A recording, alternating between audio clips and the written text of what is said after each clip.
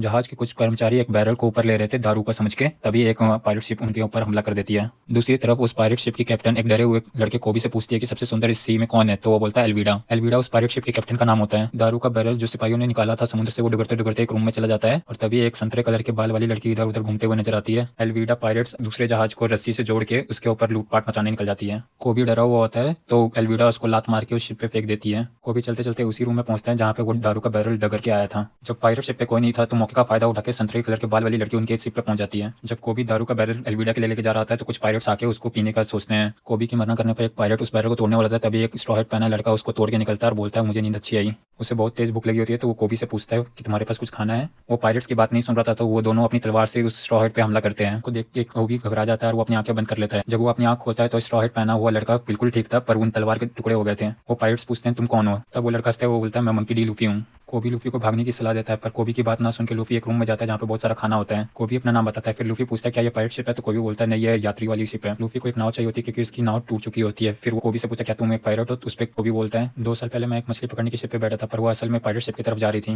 और मुझे अपनी जान बचाने के लिए वहाँ पे काम करना पड़ रहा है। लूफी बोलता है तुम भाग क्यों नहीं जाते। उस पर कोबी बोलता है कि एल्विडा का नाम सुनकर मेरे पाँव जवाब दे देते हैं। जहाँ लुटेरे यात्री जहाज को लूट रहे थे वही संतरे कलर के बाल वाली लड़की उनके जहाज को लूट रही थी। तभी 2 लुटेरे जाके एल्विडा को बताते हैं कि शायद एक बाउंटी हंटर आया है। कोबी लूफी से पूछता है कि तुम सी में क्या है, तो वो बोलता है कि मैं किंग ऑफ पायरेट्स बनूंगा। कोबी क्रू के बारे में पूछता है तो लूफी बोलता है अभी मैं ढूंढ रहा हूँ। कोबी बोलता है जो नाम, शोहरत और ताकत तीनों पाले उसको ये टाइटल मिलता है और हो ही नहीं सकता तुम उसके टॉप पे पहुंच जाओ। लूफी बोलता है मुझे फर्क नहीं पड़ता कि मैं कर पाऊंगा कि नहीं कर पाऊंगा, मैंने डिसाइड किया है तो मैं करूंगा, उसके लिए मेरी जान ही क्यों ना चली जाए। कोई बोलता है क्या मैं अभी नेवी ज्वाइन कर सकता हूँ अगर मैं अपनी जान की बाजी लगाऊं तो। जब लूफी और कोबी बात कर रहे हैं तभी एल्विडा जाती है। लूफी को देख के वो बोलती है तुम तो पायरेट हंटर जोरो नहीं लग रहे। वो कोबी से पूछती है सबसे खूबसूरत समुद्र में कौन है। इससे पहले कोबी को जवाब दे पाता लूफी पूछता है ये मोटी औरत कौन है। एल्विडा गुस्सा होकर उन दोनों पर हमला करना शुरू कर देती है। लूफी कोबी को लेकर बाहर निकल आता है। शिप के ऊपर है पायरेट्स लूफी पे हमला कर रहे थे तो लूफी एक पोल को पकड़ के जहाज की दूसरी तरफ चला जाता है। उसका हाथ खिंचता चला जाता है रबड़ की तरह और वहां से एक रॉकेट से हमला करके वो सारे पायरेट्स को मार देते हैं। कोबी के पूछने पर लूफी बताता है वो रबड़ मैन है। एल्विडा बोलते तूने डेविल फ्रूट खाया, तो बोलता है हाँ मैंने गमगम फ्रूट खाया है। एल्विडा बोलते तू बाउंटी हंटर है, तो बोलता नहीं मैं पायरेट हूँ और मैं 10 लोगों को ढूंढ रहा हूँ अपनी क्रू के लिए, उतने काफी होंगे। कोबी भी हिम्मत जुटा के बोलता है तू इस समुद्र की सबसे बदसूरत बुढ़िया है